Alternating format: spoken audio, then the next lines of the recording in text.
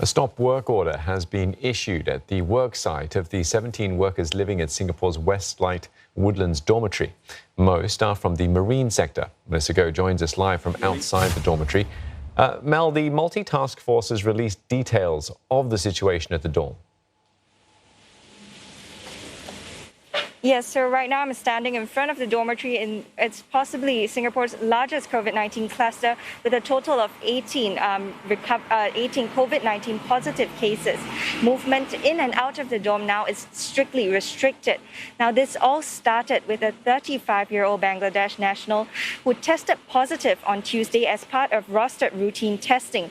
He had already been vaccinated and had completed his second dose just last week. This sparked the authorities to immediately isolate 30 of his close contacts and expand testing to the entire dormitory. So far, they've detected 17 recovered workers who have tested positive. These workers have not been vaccinated. And at the scene today, we could see ambulances coming in and out of the premises, ferrying individual workers to the National Centre of Infectious Diseases.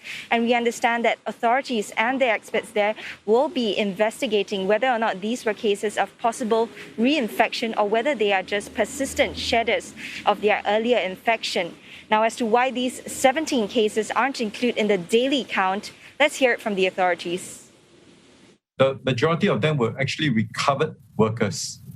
So because they're recovered workers, we picked up through the RRT itself that they had this lower CT value, and hence it was a reinfection. Currently, they are under investigation with NCID to see whether they are indeed recovered workers but are persistent shedders. So I don't have that detail because that investigation is still undergoing.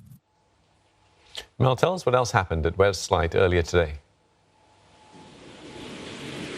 Yeah, so I've been here since about 11 a.m. and it's about 9 hours since then, and tens of buses have been seen moving in and out of the compounds. They've been actually queuing to pick up workers from the dormitories to move them to quarantine facilities.